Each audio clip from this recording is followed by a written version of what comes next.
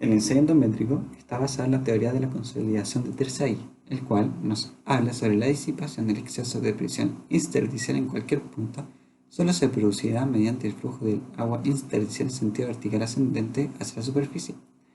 Además, este se ha utilizado durante los últimos 60 años sin mayores modificaciones y es uno de los ensayos más utilizados en los laboratorios.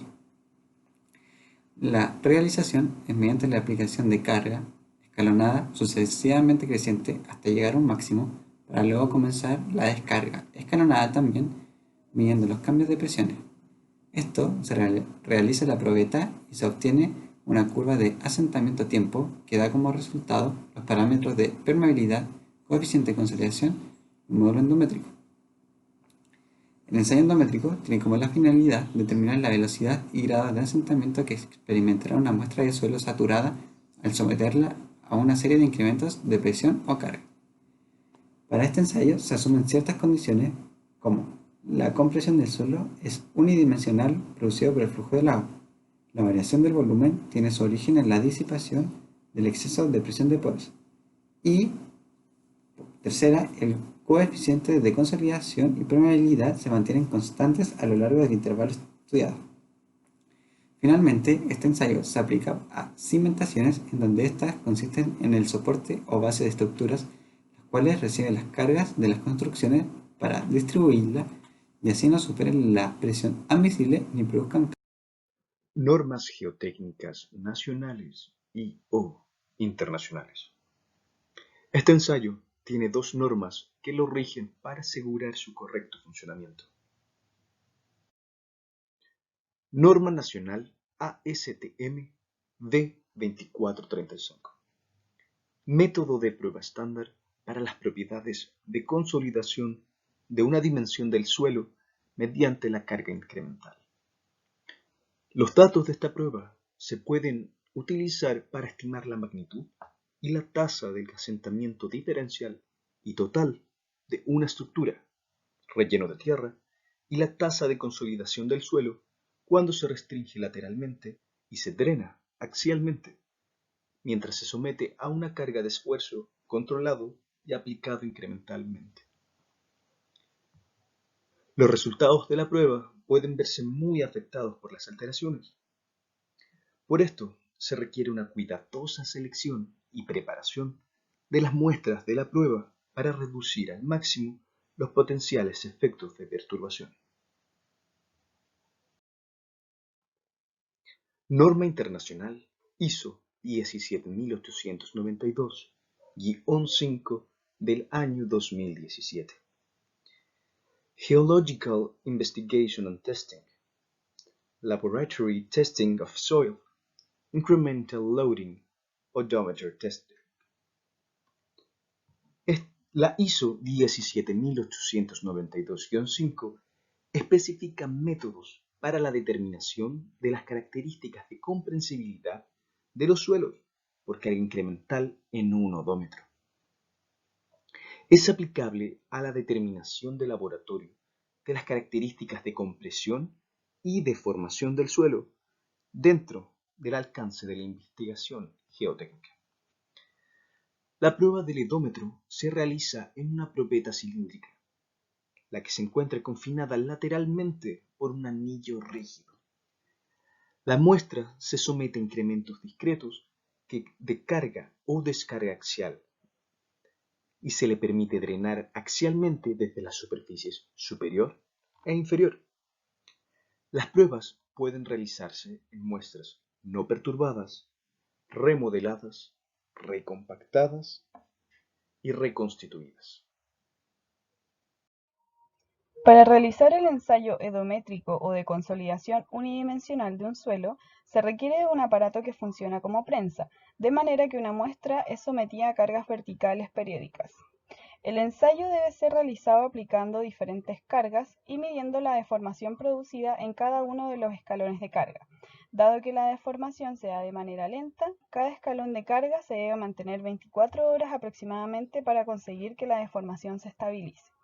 El equipo edométrico se compone principalmente de la célula edométrica, que contiene una piedra porosa superior y una inferior.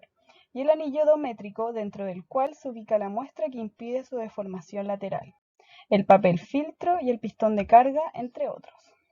Además, el equipo edométrico posee un contrapeso y un cargadero. Para su uso, se coloca la muestra entre la placa superior e inferior que anteriormente se introdujo en el anillo y se ubica dentro de la cápsula edométrica. Se cierra colocando el cabezal, se aplica la carga y finalmente este es saturado en agua. Se puede conocer la fuerza ejercida sobre la muestra NI al colocar una carga WI en el colgadero y utilizando una fórmula matemática. Cada escalón de carga mide la deformación de la muestra en cada intervalo de tiempo, de forma que se dibuja un gráfico tiempo-deformación, de manera que la curva obtenida para cada escalón de carga se denomina curva de consolidación, donde el tiempo es expuesto en escala logarítmica. Una vez determinados los escalones de carga, se procede a descargar según otros escalones, obteniéndose una rama de descarga que se representa la capacidad de la recuperación del terreno. Los resultados se representan en un gráfico denominado curva edométrica, donde la carga aplicada es representada por el eje de las abscisas, mientras que el índice de poros corresponde al eje de las ordenadas. Así se mide la deformación experimentada del suelo. El artículo científico que utilizamos como caso fue la tesis de Santo del 2019. Las muestras que se utilizaron en esta metodología provenían directamente del asentamiento de estudio y tenían una densidad promedio entre 20 y 40 kilogramos partido por metros cúbicos. La metodología que utilizó para realizar el ensayo fue la misma que fue descrita anteriormente por mi compañera. Primero, comenzó con la preparación de la muestra, la cual corresponde a marcar los perímetros del anillo exterior e interior. Luego, cortar en base al perímetro exterior para ir lijando hasta llegar al perímetro interior. Y finalmente, colocar la muestra dentro del anillo y cortar a ras de cara. Continuando con la metodología, comprobó la densidad de las muestras de manera individual, dado que en su preparación puede generar leves variaciones o margen de error. Posteriormente, siguió con el cálculo de los esfuerzos de cada muestra y realizó el ensayo directamente. Ahora bien, los resultados de este ensayo fueron dentro de las primeras 24 horas, a lo que también se le llama ensayo corto. En esta gráfica podemos observar las tres primeras deformaciones que van en aumento al doble.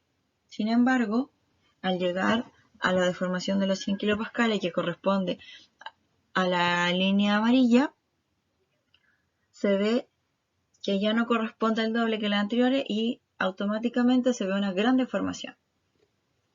Pero para saber cuánto se deformó una respecto de la otra, Santos creó esta tabla que se muestra que las dejó bajo las mismas condiciones y ahí se ve en los tres primeros casos que se va duplicando la carga y el asentamiento es casi el triple que el anterior.